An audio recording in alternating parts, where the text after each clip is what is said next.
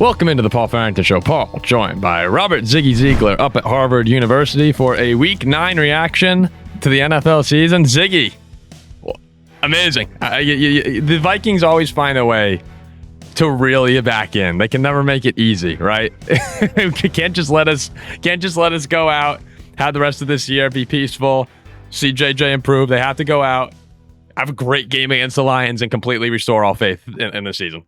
It's as absurd. A Vikings fan, this is about as good as our week could get. We beat Detroit. I mean, the Bears won, but that was going to happen apparently in what was an absolutely crazy game that we'll react to. Game, yeah. The Packers lose. Suddenly, inexplicably, if you had told me this would be the case a couple weeks ago, I would not believe it. The Vikings are live in the NFC North. Yeah, not just live in the postseason hunt, but legitimately live in the division race. I mean, one thing I kind of want to do on this show today, and appreciate everybody for tuning in, of course, as always. Like, comment, subscribe. We're almost at 27. Are we at 27? We're almost at 27,000. We're not quite there. It might be a while with this Packers. Yeah, it could. Yeah, that's the thing, right? Our happiness usually equates to worse performance for the channel. So there's the trade-off, but I'll take it today because that was just electric. And Ziggy and I were up at the bar with our buddy Will Coots, who runs the Vikings bar up in Boston, and just had a blast there, hanging out with a ton of. It's always fun being with a group of Vikings fans watching the games, because in my whole life, Ziggy, growing up, I mean, every game I was at was, Washington, New York. We went up to Buffalo, all in the Northeast here.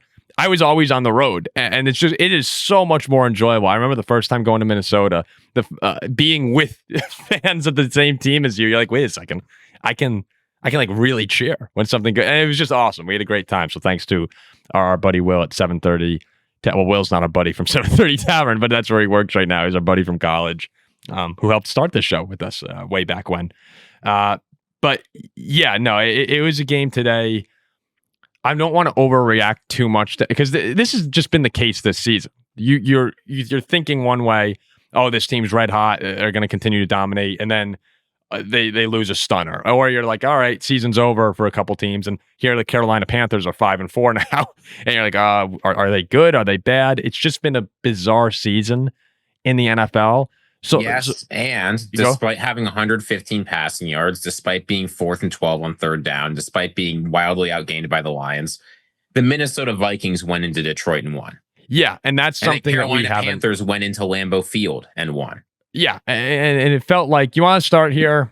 You want to start with the Viking game, just because I think we have to start with the Vikings. I'll say just my general takeaway from this game. I think the Lions are still the better team. I am still not sold on the Vikings.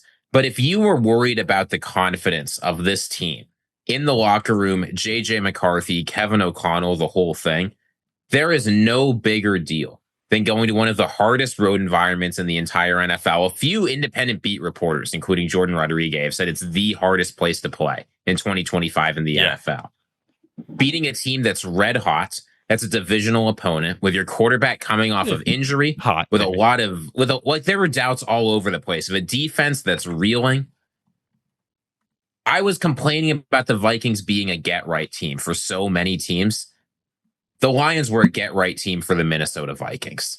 Yeah, I was really nervous putting out the reel this weekend. Remember I texted you about the reel with JJ McCarthy that I had come out, and you're like, if he has a good game, am I going to look like an idiot? Yeah, that's exactly what I said, because it was a reel of me saying, clearly we made a mistake this year for this season, and I did make that clear in the video that I said it was a mistake for the Vikings' competitiveness this year, and that's probably still true. As we're recording this right now, Sam Darnold and the Seahawks are just absolutely smacking the Washington Commanders.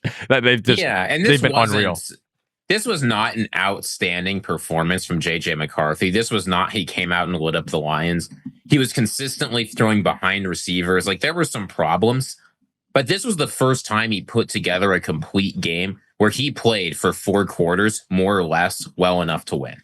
Yeah. It was unbelievably encouraging for Vikings fans, given that, he didn't light the world on fire, but he was good. I thought most of the day he was good.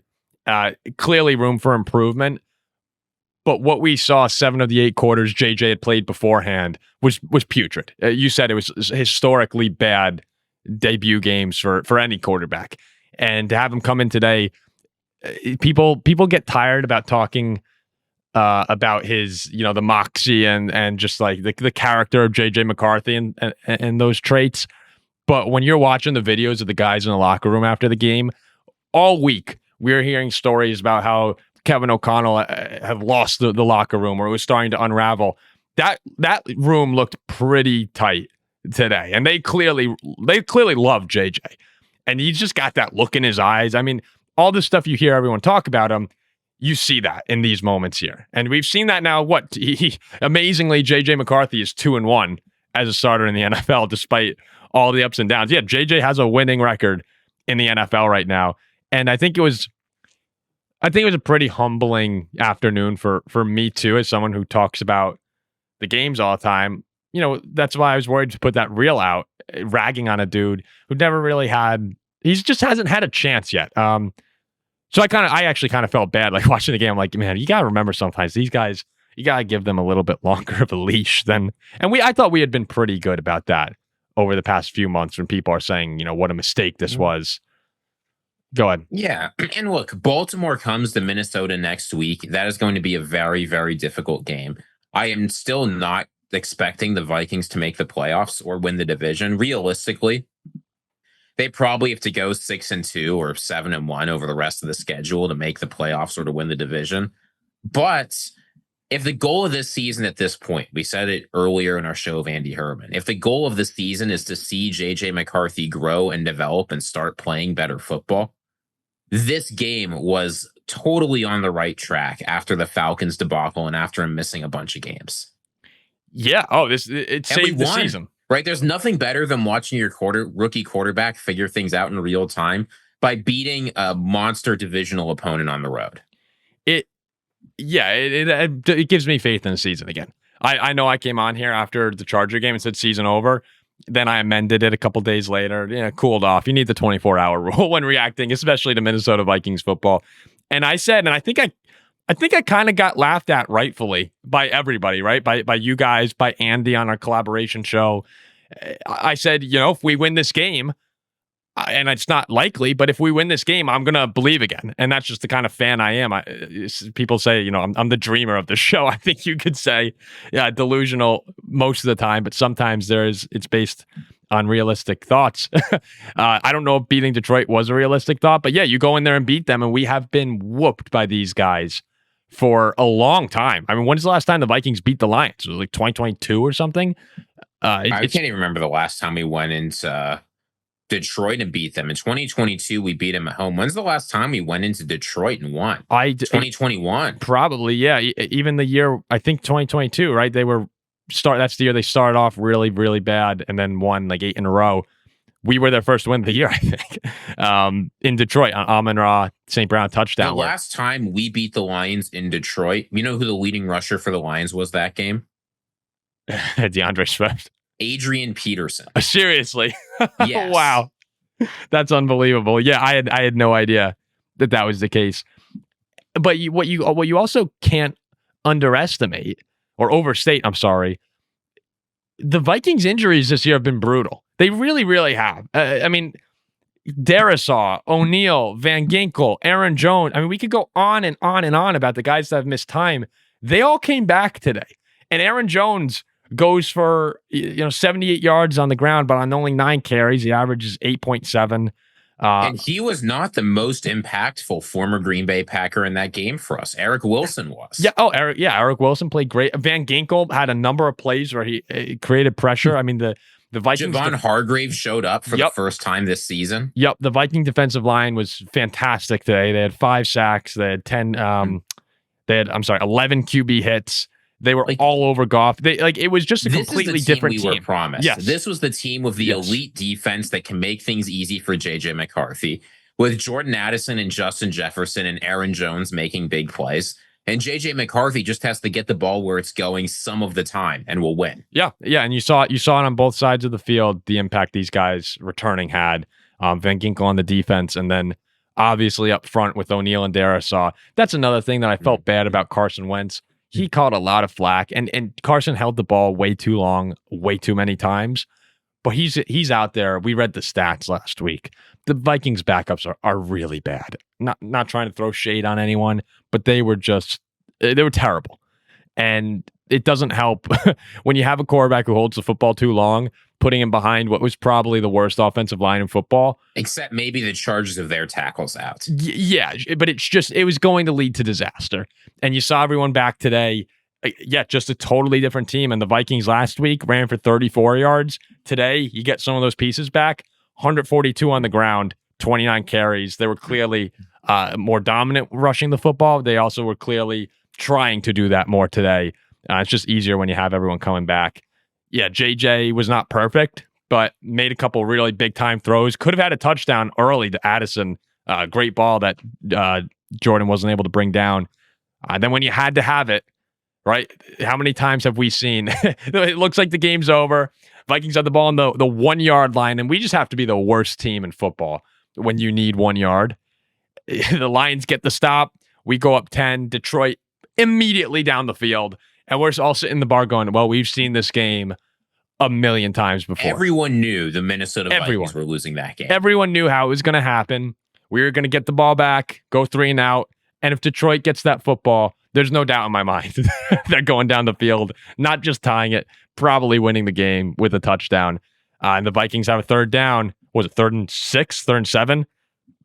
Put the ball in JJ McCarthy's hand, and I thought JJ made a decent throw, and Jalen Naylor just with a terrific catch, a season-saving catch that now puts us at 4-4. And yeah, one game behind Detroit in the standings, a game and a half behind the 5-2-1 Packers.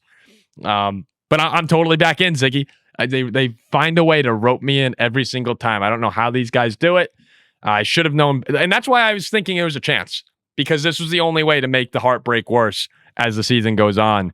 But I'm jacked up now. I'm really excited for the Raven game. One thing we didn't talk about much, but that deserves a huge amount of attention. Blitzing Jared Goff worked this game. And initially, I thought that was really strange because historically, Brian Flores blitzes no matter who. But historically, Jared Goff has lit us up and we've blitzed him. The big difference this time, and I think actually the most important thing for us this game, was our run defense. Mm-hmm. Usually when you blitz Jared Goff, he doesn't have to worry because he's got Jahmyr Gibbs and David Montgomery. You can just take the ball. Holding them on a combined 25 carries to 65 yards and 1 touchdown against the Detroit Lions. That is an incredible performance. I can't remember. Cashman stepped up in a huge way. It was unbelievable. Yeah, Cashman forced the fumble on Montgomery. That was a massive fumble. How many times can we say we look back on a Detroit game and they have 65 rushing yards? It just doesn't happen. We've been scorched by Gibbs last season. I think he had the 45, 50-yard TD run in Minnesota, and then he went ballistic in that Week 18 showdown for the 1 seed. A week after I was basically saying he was the most important player on the team, we were able to stifle him. It was a really inspired effort from the Vikings, who it's been a bad year. There's no way around it. It's been a really disappointing, just bad season. And now they're 4-4 with an opportunity to come home and play the Ravens. And you beat Detroit and Baltimore back-to-back weeks, Baltimore with Lamar Jackson. The NFL is amazing how quickly your perception of a team can change your goals for the year. And we're not going to overreact, we said. We're really happy about this win, but manage expectations. We don't have to come on here. Just because JJ McCarthy wins a football game against the Lions does not mean we have to come on here and say the savior is found. We're going to the Super Bowl like a lot of people were doing after week 1. And I'm not talking just Viking fans. I'm saying national media after that Bears game. Just you can't put these expectations based on a 60-minute game. You have to see more, and we're not going to do it. I think we do a good job of keeping our emotions in check usually. And I'll tell you this, I'm actually not worried about that Ravens game basically at all, win or lose. No, I think the Vikings' best path to making the playoffs, if we are going to go on a playoff run, is winning the division. And that's going to require us winning at least 3 and probably 4 of the next 4 division games we have up. I am really content. I'm very content. A week after I was just crushed emotionally. drained. I mean, physically, I felt drained watching that Charger. You basically turned the game off. I feel really happy right now. We're undefeated in the division. Yeah, now we're undefeated in the division. All of a sudden, I'm like, hey, we're just gonna screw around and win this thing. It's no pressure. It actually feels the way when you're. I did this in college at one point. I just had this F it mentality, and everything was because it just got overwhelming with school and whatever was going on. And I was like, you know what, nothing. This was horrible. We said nothing matters. Do you remember that? We got into the nothing matters phase, which is a very poor way to live. But and also comes about every year for Minnesota Vikings fans. Yes, but I remember. I think Tommy, Colts fan Tommy Cashers, who's not happy today, but we were like, yeah, nothing matters. And it wasn't so much to say that, yeah, your life's not important. It was just, let's take it easy. Let's relax. Let's have fun and just enjoy this thing. And that's sort of where I'm at with the Vikings. Nothing really matters. Yeah, JJ, let's have JJ go out there, play loose, have fun. Let's win. And let's win some football games. So I feel great.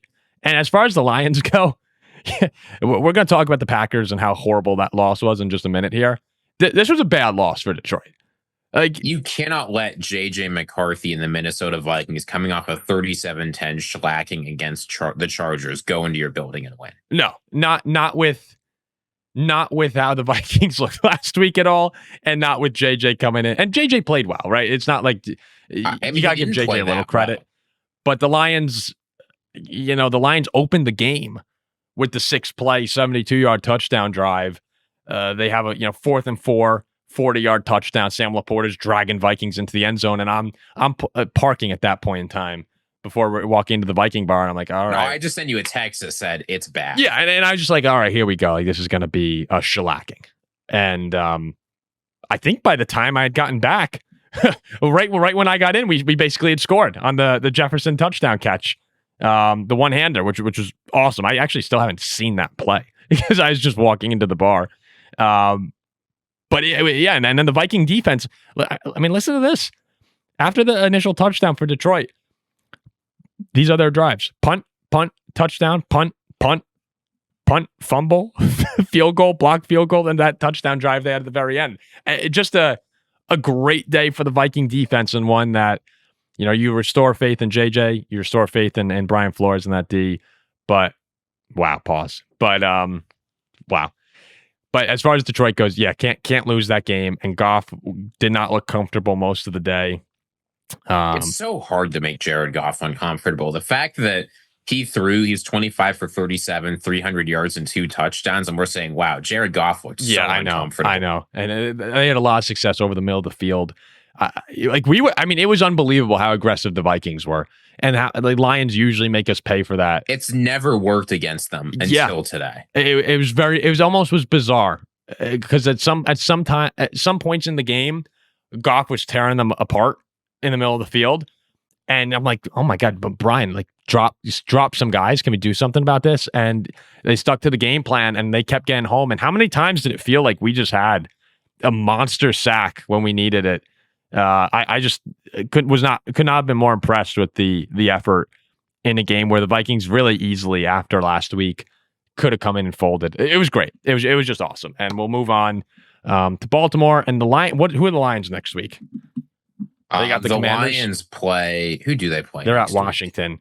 Who is just they got to win that game.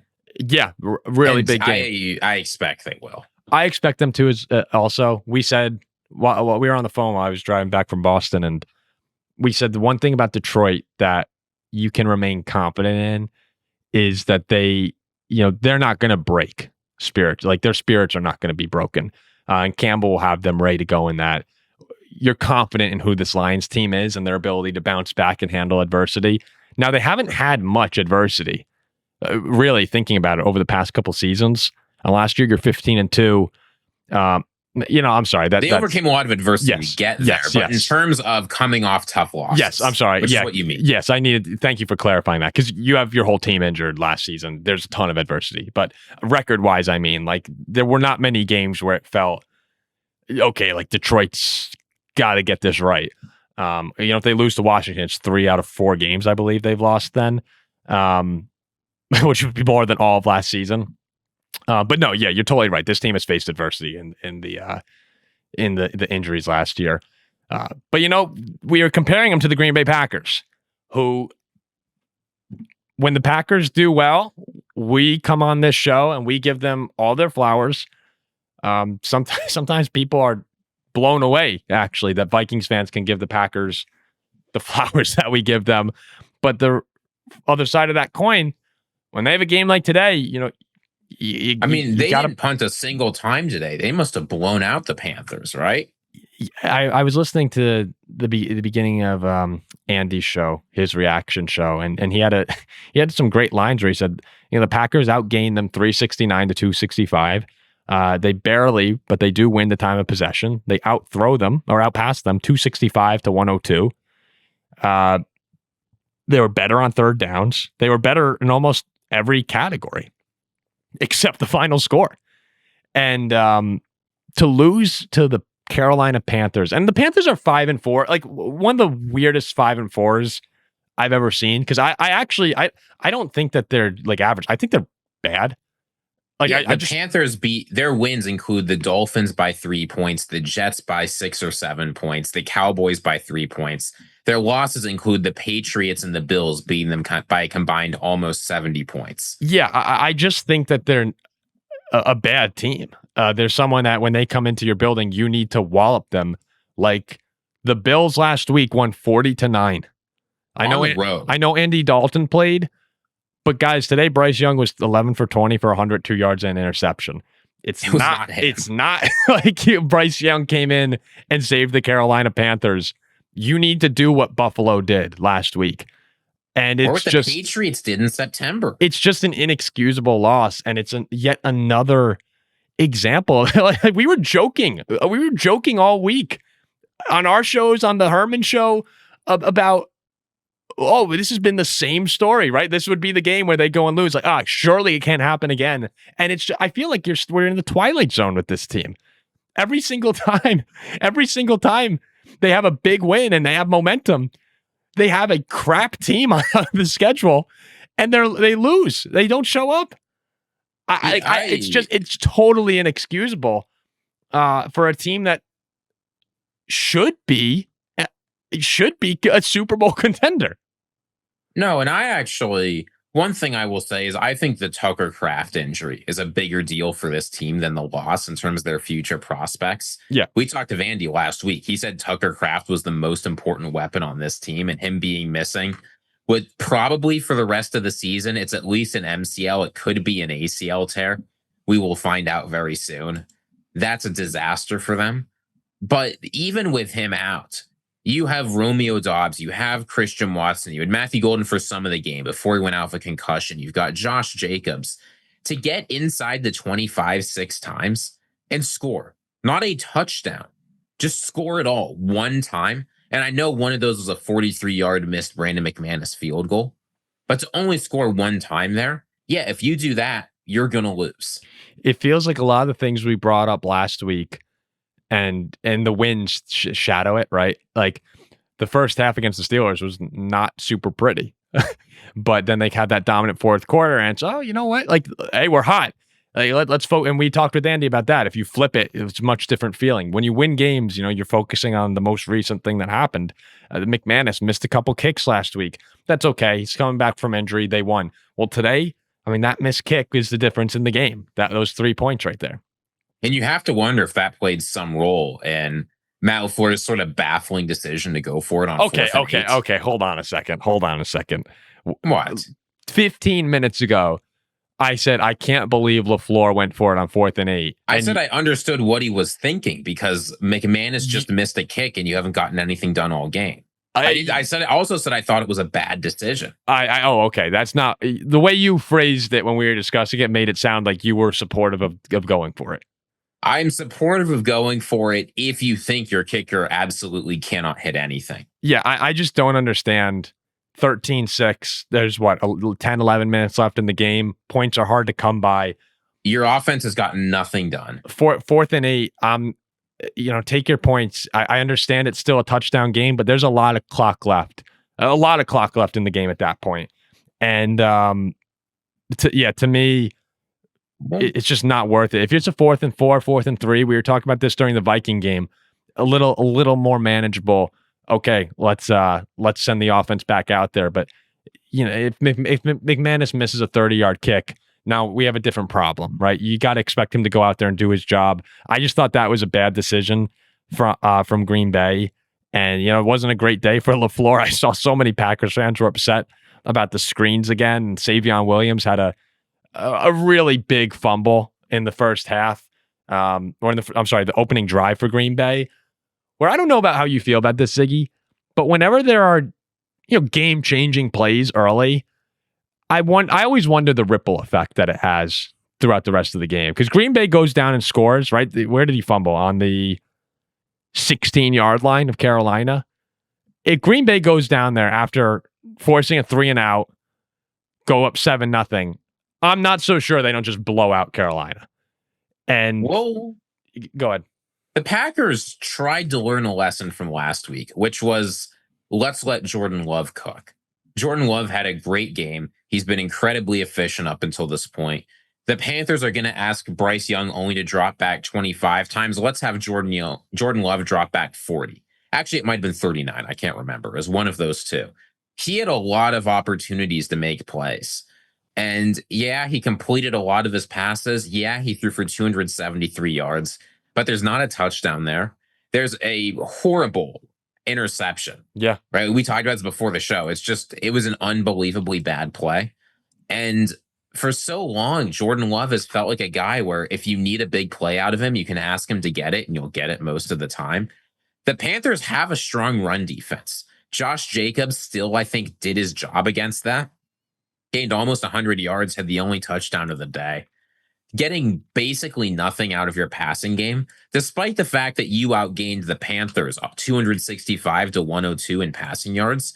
That didn't correlate to any points on the board for Green Bay. No, and I'm just looking over the drive chart right now. Other than the interception, the Green Bay drives are 9 plays, 56 yards, fumble on the 16. Yeah, and you have a 9-play field goal drive, a 10-play field goal drive. You miss the kick. Then there's the interception. Then you have the 13-play turnover on downs and on the 13-yard line. And then the 12-play touchdown drive to tie it. Like, if you go through each Packer drive, I mean, they were in position to score each and every time. There were more good plays than bad from the Packers offense. Yes, and it's just, it's just failing in pivotal moments. And they did it against Cleveland, right? Love had the interception, and then the defense let them drive down the field. They did it against Dallas with the turnover to end the half and let Dallas back in the game. There's a fine line between this Packer team being 7-1, 8-0. But you said it too when I mentioned that before. This Packer team could also be 4-4 right now. And it's just been inconsistency is the key word that every Packer fan has agreed upon. It's inconsistency when the offense is on, the defense is off. Even within a game, the defense can have a great drive, come back on the field, and then you let Carolina go 10 plays, 76 yards. It's like they just have not been able to get it going consistently over the course of multiple quarters, right? Not even games, quarters, where you allow things like this loss to Carolina to happen. Bay, your goal this year is to go on a run in the playoffs and potentially win a Super Bowl. Win the Super Bowl, yeah. In order to do that, you have to win 3 or 4 games in a row. This Packers team so far has not looked like a team that can play good football for that long. Well, let me ask you, they beat the Steelers last week with the dominant fourth quarter, and you came on here and said, this is the best team in football. Do you, after a day like today, first tell me, and then I'll follow it up with something, but first tell me, how does your tone change about the Packers right now? And we said we're not going to be too reactionary and too much exaggeration here, but what do you say to this? I mean, my tone has changed to this can be the best team in football. Okay. Because still in this game, despite the struggles, and this is not me being a Packers homer, there's so many good players on this Green Bay team. And my belief in general is that good players will just win out eventually. Even if the coaching's not great, even if the play calling's not great, if you have more talent than your opponent, more likely than not, you're going to win the NFL game. And that's why the Packers, despite all these inconsistencies, are still 5-2-1 near the top of the NFC, at the top of the NFC North, because they have that talent. But we have to see a little bit more. And what's funny about the way this Green Bay team is even if the Eagles get blown out in Lambeau next week, which I still think the Packers will win that game, we're going to sit back saying, well, they're probably going to lose in New York. Maybe the Vikings will be able to do it. Like, I don't feel like I can trust this team. Yeah. And that's sort of what I was leading to after that, is even if you still think that they can be the best team in football, and I think that's the right answer that you gave, a lot of Packer fans, I bet today, are sitting back thinking, how can I actually think that this team could really win 3-4 playoff games and go to the Super Bowl? Like the highs are so high, but they've lost to the Browns and the Panthers this year. And they almost lost to the Cardinals a couple weeks ago. They're playing up and they're playing down to their competition. And, the highs have been really high, as good as any team in the league has played. But the lows are just raised so many questions and so many red flags. It's confusing. That's really what it is. It's just bizarre that they, they're a handful of plays away each game, it feels like, from not just winning, but like blowing teams out. But at what point do we stop saying, oh, like Savion Williams doesn't fumble, maybe this turns into a blowout. Oh, if Jordan Love holds onto the ball against Dallas, maybe they get a field goal in that game. And like, at what point do we have to stop saying that those are anomalies and just say that maybe this team is prone to making mistakes in big moments? That could be another question. It's, again, we're midway through the year, so there's still a lot of football left to be played. And we know, just looking back on last week, right? Last week to this week, tones change very quickly. But it's just so bizarre to me that the high of last week for Green Bay to the low today, unreal. And one more thing I want to point out before we go on to the next game. They once again did deliver when they needed points, right? That's one thing they have been consistent with. When the Packers have needed big drives, Jordan Love has executed. Today they go 12 plays, 71 yards, 5 minutes to tie the game.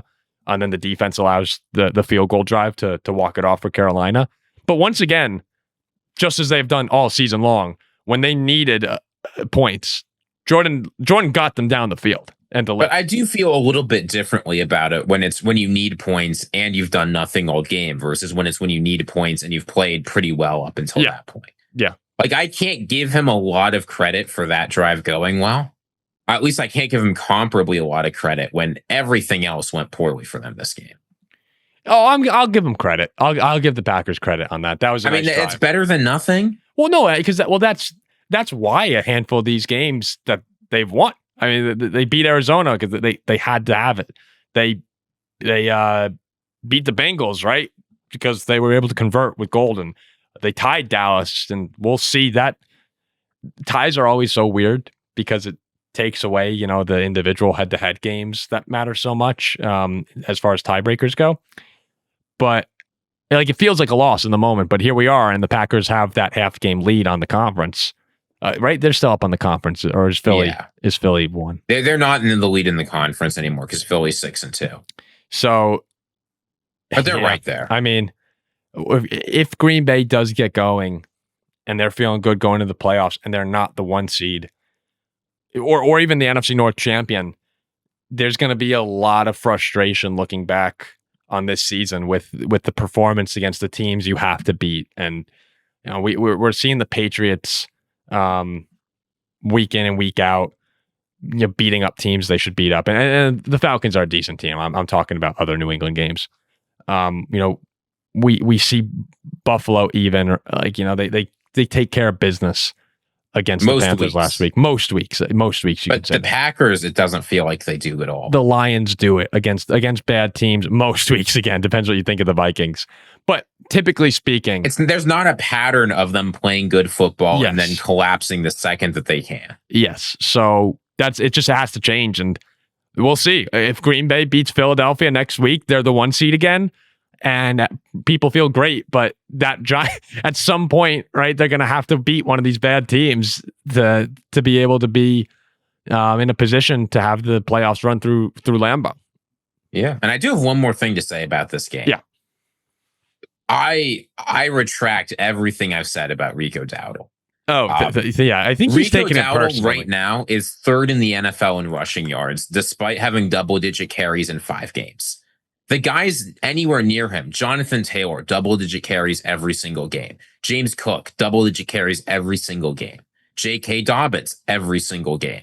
Like what Rico Dowdle is doing with the amount of opportunity he's getting is absolutely unreal. Oh, he's been great. And Packers fans got to see it again this game. If you give this guy the ball 20 times, he can make you pay somehow. It feels like once every couple of years, there's some running back that just comes out of nowhere and goes on a crazy tear. It's Rico Dowdle's year. If the Panthers go to the play, Rico Dowdle legitimately could be an MVP discussion. He won't be. He's not winning the MVP.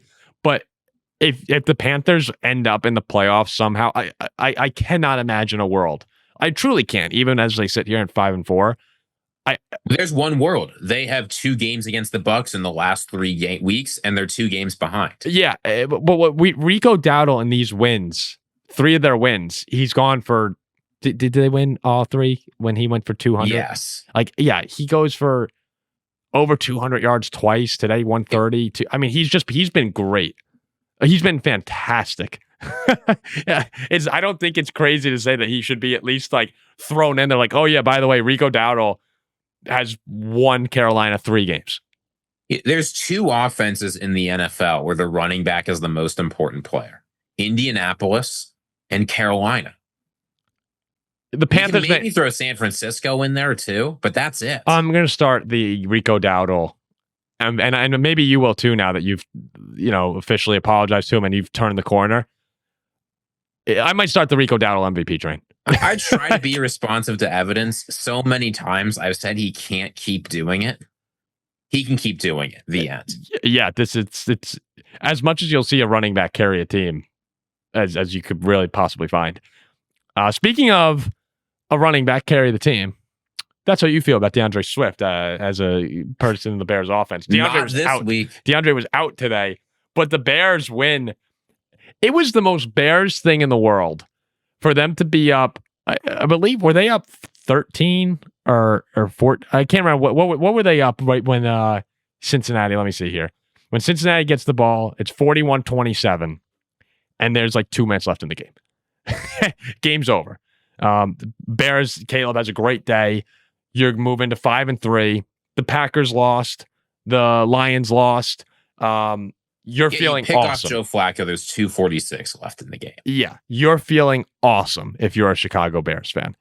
And you blink your eyes, touchdown, 2-point conversion for Cincinnati, recover an onside kick, touchdown. Now you're down 42-41 with 1 minute and 20 seconds of game time. And there's under a minute left. Not only are you on track to lose, but you're on track to lose in a brutal way to put you at 4-4, 500 on the year. You'll be in last place in the NFC North. And it's what the hell has happened here? I mean, every Bears fan had to be looking around saying, yep, just like we were saying the Vikings were going to lose. You hear a Bears fan of course this happens to us. For us, it's gross clock mismanagement into a field goal. For the Chicago Bears, it's the defense collapsing into an onside kick. Yeah, it's just unfathomable things happen to these teams. But today it was different. It was different for the Vikings, and it was different for the Bears because Caleb gets the ball back at his own 28-yard line. It's 3rd and 10. There's 25 seconds, 38 seconds left in the game. And he has, I just watched it again now, just an awesome 14-yard scramble to move the ball to the 42-yard line, the Bears' 42-yard line, just needing a field goal to win the game. And Caleb throws a 58-yard touchdown to Colston Loveland to walk it off, essentially. Do you know how I found out about this game, Ziggy? How did you find out about this game? I knew it was a 14-point game, and I just assumed Chicago won because I'm driving all day today. I'm trying to keep up, but I'm in the car. And I called my dad. We're talking about the Viking game, and he goes, have you seen what's going on in Chicago? And I was like, what? He's like, the Bengals just took the lead. And he goes, the Bears just out for the Bears are on their 40-yard lines, but we'll see if they could do it. He goes, and he's like, I'll give you play-by-play. And literally the first play was, he's like, Loveland just scored. What? And Colston Loveland, the rookie that they have such high expectations of out of Michigan. The first rookie tight end since Mike Ditka to get a 100-yard game, by the way. Yeah, he has his breakout moment and gives Chicago. That's what they've been doing this year, though. They're winning the games that they normally lose. Outside of the Ravens. To put that in perspective, the Bears had never, ever, and they've been around the NFL for as long as anyone. They had never won a game where they'd given up 40 or more points. They're like 0-48 in those games. They'd never done it ever. They've been around for forever. Yeah, they might be the only team in NFL history for which this is true. You have never won a game where you've given up more than 40. And to be clear, we said it already. I will say it again. When you blow a 14-point lead in under 2 minutes, the last time that happened, Kansas City went down the field to beat Buffalo. Teams don't do that in the NFL. But if you do that, you don't get the lead back. This year is all about exercising demons from Chicago. That is what they've been doing all year. Whether it's coming off a horrific loss and then turning around and playing decent football, which is what they did here. Whether it's beating the Commanders in Washington. They've managed to handle things very differently. And the results were here. Caleb Williams throws for 300 yards and 3 touchdowns. Kyle Monangai gets 200 yards on the ground. It looks like Rico Dowdle out there. Unbelievable, right? Filling in for Swift.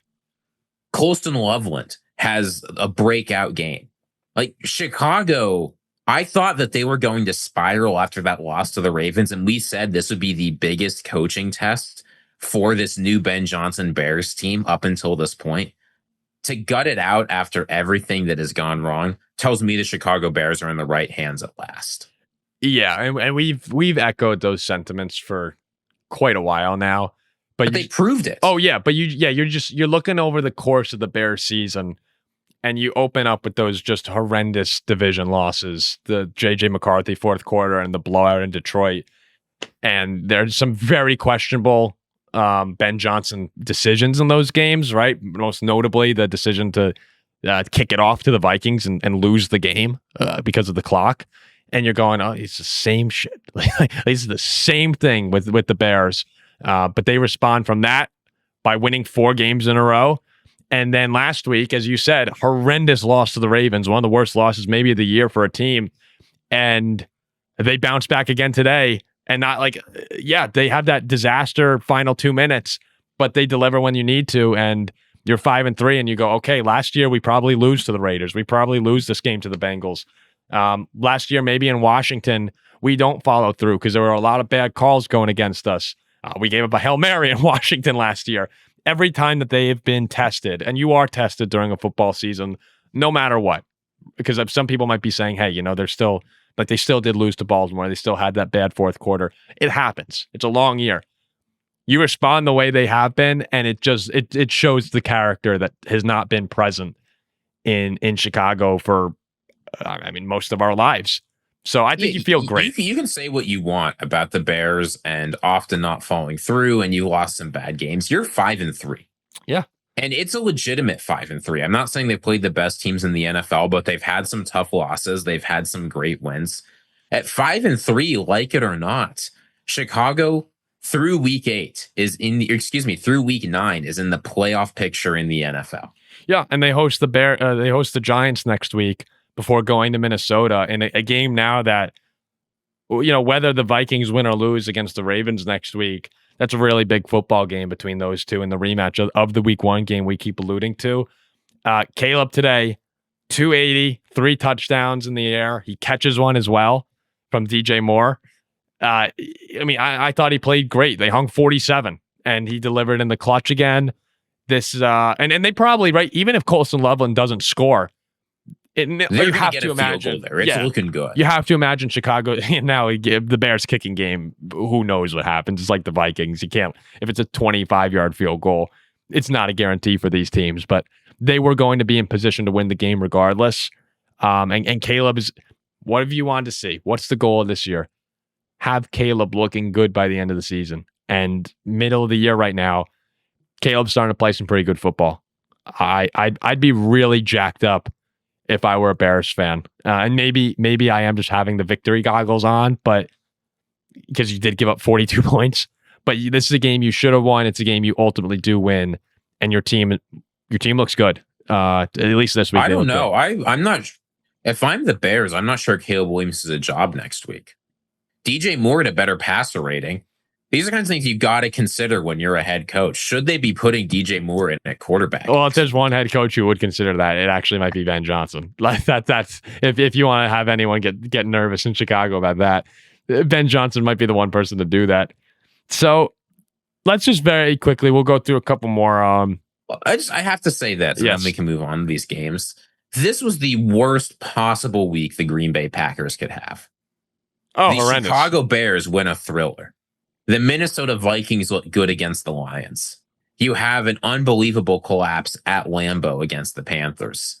Like, if you're a Green Bay Packers fan, this was the nightmare. It kind of feels like we've had rotating nightmare weeks in the NFC North. This, like, right? Week one it was like, oh, the Bears are like, oh shit, the Packers are great, and we blow this game against the Vikings. And then I think week 3, right, the Packers lose, and the Vikings, Bears, and Lions, I believe, all won. Like, it just feels like each week, one NFC. It's a competitive division. It's a good division. And each fan base has been freaking out. All right, they've been really excited some weeks, and they've been just completely miserable other weeks. It's just been a bizarre NFL year. But the black and blue division is absolutely probably had the highest highs and lows you have to imagine of anyone. Okay, so we're gonna do this really quick because I'm really tired from from the Boston trip, where we saw ND get a big win at and more an BC. NFC North podcast. Yeah. Yeah, ND, dude.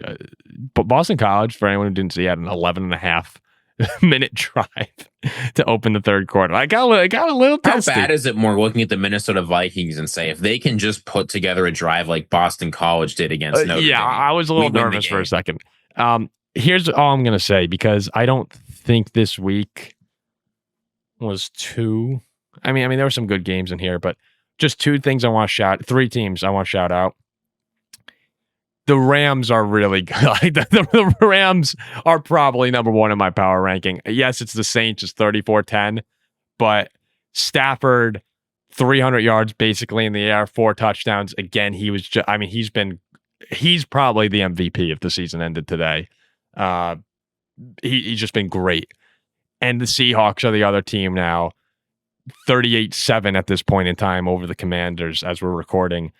These 2 NFC West teams are, they are for real. And that's not the 49ers got a nice win in New York against the Giants. Yeah, 49ers are 6-3 now. I mean, this race is going to be really fun. And the Niners schedule, I don't think the Niners are on the same level as the Seahawks or the Rams. But they also haven't had their quarterback for most of the season. Yes. And the other thing too, right, they beat both those teams. Like, I don't think that they're better than them, but they beat Seattle in week 1. And they beat the Rams just on Thursday Night Football a few weeks ago. That was a game the Rams dominated, I thought. But San Francisco won the game. So they have the tiebreaker there. They have the light schedule. It's just going to be a great NFC West race.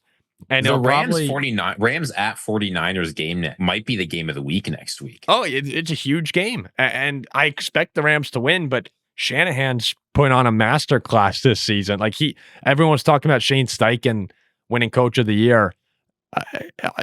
Kyle Shanahan, with what he's doing and the injuries that they've had, just unbelievable. I don't know if it's going to be a situation where it's the Vikings-Lions, 15-2, 14-3 teams, but there are going to be 2 teams, one for sure, in the NFC West that's going kind of kicking themselves at the end of this year because they have to go on the road as a wild card team, probably having a really, really good record. The Colts, speaking of the Colts, kind of bullied, pushed around a lot today in Pittsburgh. I was talking to him, Ziggy. He said, the Colts opened the game, forced a 3-and-out, 13-play touchdown drive, and Jack says, all right, here we go. This is going to be a disaster. And second quarter, a la the Green Bay Packers fourth quarter at Acrisure Stadium a week ago. Steelers go touchdown, field goal, the interception, but they pick off Jones. Touchdown, field goal is 17 in the second quarter. Take a 10-point lead into halftime. They never look back. Prove it game. What do you think? More of a back to earth game for Daniel Jones, and maybe this is something we see the rest of the year, or a prove it game for Pittsburgh of, okay, great bounce back from last week? Even if you think the Colts are not as good as they looked like, they are not going to have 6 turnovers most games. Yes. This reminds me a lot. Somehow the Steelers also got that many turnovers against the Patriots. So maybe they're just built different. They seem to have these kinds of games because they're Pittsburgh. The luck stat. Yeah, it's the yards per play were good. The success rate was good. And somehow actually Daniel Jones was close to getting positive EPA despite having that many turnovers and sacks. This was a disaster game for the Colts. And I think a lot of people are going to use this to doubt. I don't want to overreact. I didn't want to overreact by putting the Colts too high. I was worried that Daniel Jones would have one of these games. But a lot of people are going to overreact and say this proves the Colts are fraudulent because they lost one game on the road to a pissed off Pittsburgh Steelers team. The Colts are still very good. They're still going to win their division. They're still going to compete for the 1 seed. I think people are probably going to chill on the you guys are idiots for saying Kansas City has a chance against the Indianapolis Colts at home, which people have been telling us for weeks. I still think this Colts team is okay, though, and I'm not going to freak out about it, but they are somewhere in between the utterly dominant Colts and this. I completely agree with you. And they're still... Does this take... we're not overreacting. Are they, in your eyes, are they a tier 2 AFC contender? I've been saying that for a while. Yeah. And I remain convinced that Daniel Jones, when it comes down to it, is not going to be able to continue to be the most efficient quarterback in the NFL. Yeah. It's not always going to be this bad, to be clear. But Daniel Jones is not a top 5 quarterback in the NFL. And when he's putting up efficiency numbers like a top 5 quarterback in the NFL, at some point that's going to catch up to you. Yeah. Yeah.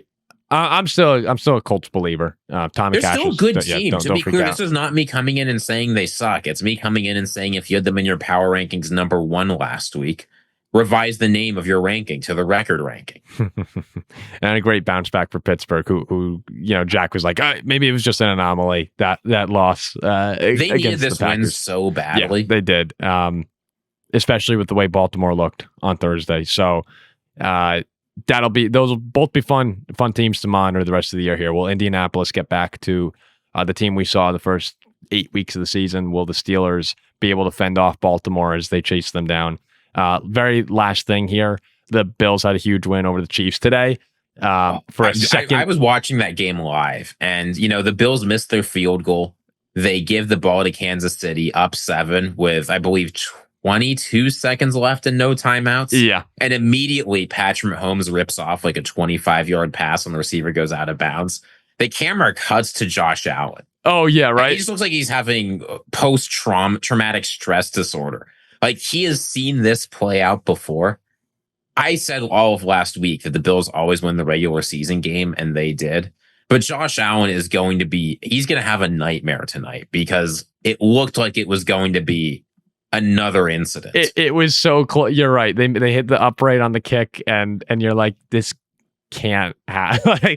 Josh did look like there's no way this is going to happen. There was again. A Hail Mary into the end zone that was so close to being caught. Yeah, the Josh Allen sitting on the bench looking miserable while Mahomes wins the game is like almost the staple of the season at this point. I mean, like the NFL last year, I think posted like 4 straight years of Allen looking completely defeated against them, saying like, when is this gonna finally be the year?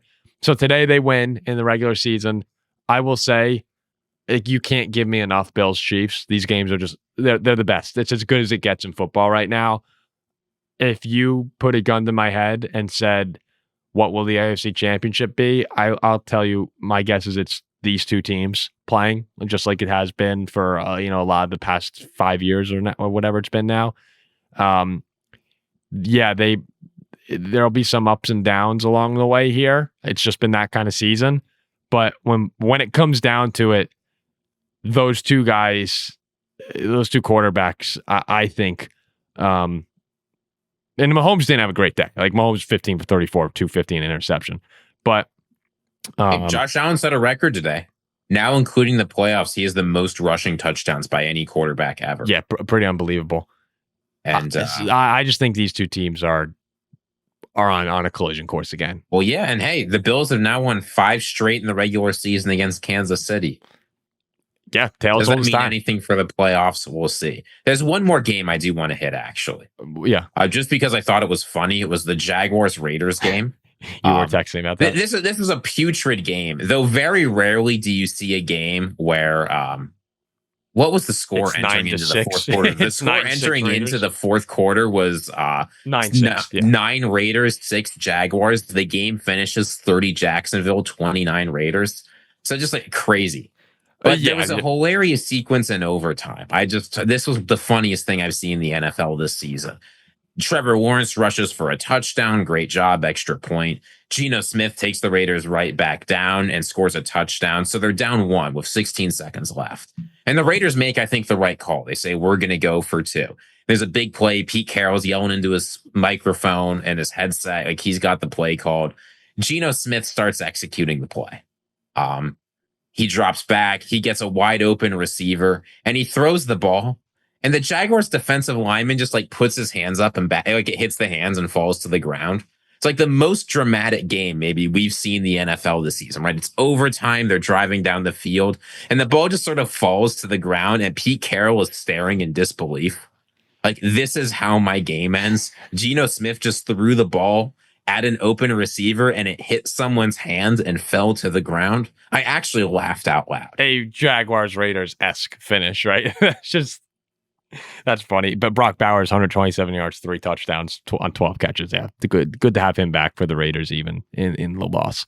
All right, we'll wrap it up there. Thanks, Ziggy, for logging on. A late record tonight, but we were traveling. We had a lot of stuff going on this weekend. A fun trip up to Boston. Great seeing you. You hosted the Halloween party, where I actually can't disclose what I had to dress up as in our costume roulette because, And somehow not the worst. Yeah, somehow not the worst. Somehow not the worst in the costume roulette. But yeah, great time. So thanks for hosting this weekend. It was great seeing you. And I'm sure that I will be back. Maybe Wednesday with Andy. Maybe we'll have a surprise record come in. Who knows? But yeah, plan right now is we'll see you guys again on Wednesday with Andy Herman, who didn't seem happy with his recording. So that should be a fun one for us. See ya.